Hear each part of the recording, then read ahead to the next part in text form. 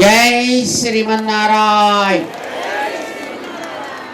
జై శ్రీమన్నారాయణ. ప్రియ భగవద్బంధువులారా, వరంగల్ పట్టణం ఈవేళ భక్తి ప్రవాహంలో మునిగి తేలుతోంది.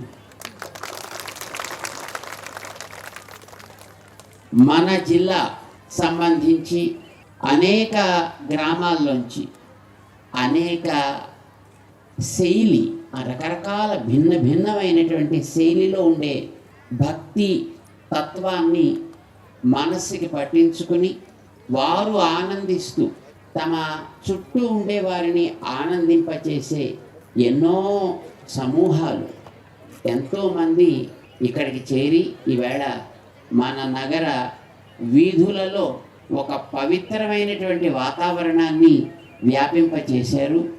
మేము వీరందరికీ కూడా అనేక మంగళాశాసనాలు చేస్తున్నాం. ఈవేళ ఒక గంట సేపు సుమారుగా 13-14 రకాలైనటువంటి భక్తి పద్ధతులని మనం గమనించాం. ఇక్కడ ప్రతిదీ ఒక అందం, ప్రతి దాంట్లోనూ ఒక ఆనందం. మనంతా అనుభవించామా లేదా? అది చిడతలు చేస్తున్నా, డప్పులు వాయిస్తున్నా, కోలాటం వేస్తున్నా, నృత్యం చేస్తున్నా, ఏది చేసినా మనని అప్రయత్నంగా తమ వెంట ఆ భక్తి రసంలోకి తీసుకువెళ్ళి అందులో మనని కాసేపు ఓలలాడించే సమర్థత ప్రతి పద్ధతికి ఉంది. ఈవేళ మనం ఎన్ని పద్ధతులను చూసాం. పట్టణాల్లో కొందరుంటారు, నగరాల్లో కొందరుంటారు, గ్రామాల్లో కొందరుంటారు, చిన్న పల్లెల్లో కొందరుంటారు, అంతకంటే చిన్నగా ఉండే గూడెల్లో, అంతకంటే చిన్నగా ఉండేటువంటి తండాల్లో ఎక్కడెక్కడ ఉండేవారు వారి వాతావరణాన్ని తగ్గట్టుగా ఏర్పరచుకున్న భిన్న మార్గాలు. మనం చివర చూసినటువంటి బంజారా నృత్యం వాళ్ళకి తగ్గట్టుగా వాళ్ళు ఒక ఏర్పరచుకున్నటువంటి ఒక అందమైనటువంటి పద్ధతి. అందరూ కలిసి వేసినటువంటి కోలాటాన్ని మనం చూసాం. అది నగరాల్లో పట్టణాల్లో తేడా లేకుండా అందరూ కలిసి ఆనందించగలిగేటువంటి అదొక పద్ధతి.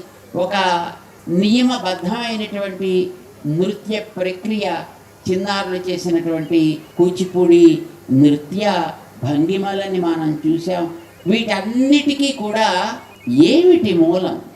ఎందుకు ఇవన్నీ మనం వేళ సమాజంలో ఇన్ని రకాలుగా సైన్స్ పెరిగింది, రకరకాలైనటువంటి విలాసాలు పెరిగాయి, ఎన్నో రకాలైనటువంటి మనిషిని ఉద్రిక్తపరిచేటటువంటి రకరకాల సంగీతాలు, నృత్యాలు, ఫోక్ డాన్సెస్, రాక్, ఇలాంటివన్నీ కూడా విపరీతంగా ప్రచారం అవుతుండే రోజుల్లో కూడా ఈవేళ మనం చూసినటువంటివి ఈ పద్ధతులని మనం ఒకసారి గమనిస్తే ఒక స్పష్టమైనటువంటి ఒక తేడా మనకు కనిపిస్తుంది. ఏమిటా తేడా? ఒక రాక్ మ్యూజిక్కి, మన వాళ్ళు పాడే ఒక కోలాటపు భజనకి ఏమిటి తేడా?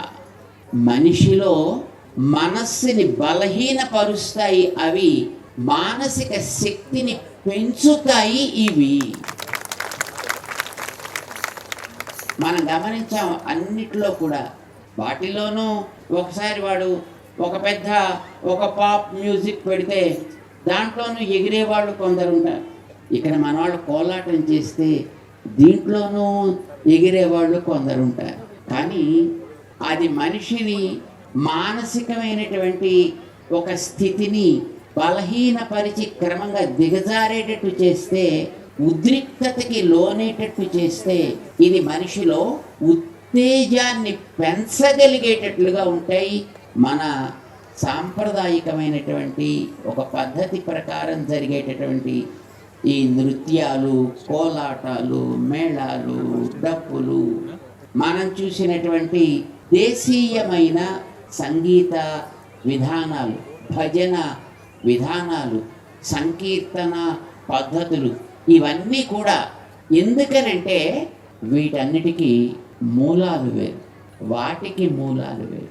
ఇప్పుడు మనం చూసినటువంటి ఇన్ని పద్ధతుల్లోనూ మనం మూలంగా తీసుకున్నది భగవంతుడు. అక్కడ బంజారా వారు పాడినా, డప్పుల వాళ్ళు పాడినా, బోనాల వాళ్ళు పాడినా, బతుకమ్మ పాటలు పాడినా, నామ సంకీర్తన భజన మండల్స్లో అక్కడ వాళ్ళు కూర్చుని పాడినా, వీటన్నిటికీ మూలం దైవం. దైవాన్ని మనం మూలం చేసుకున్నాం కనుక ఎరువు ఎట్లాంటిది వేస్తే ఆకులు, పువ్వులు, కాయలు, పండ్లు, రసాలు అలాంటివే కదా వస్తాయి. మంచి ఎరువు వేస్తే మంచి ఫలాలు, మంచి రసాలు ఆరోగ్యాన్ని పెంచుతాయి. ఏదో రకరకాల రసాయనాలు పోస్తే అవి మనుషుల్ని, మానసికమైనటువంటి ప్రవృత్తులని కూడా క్రమంగా దిగజారేటట్టు చేస్తాయి.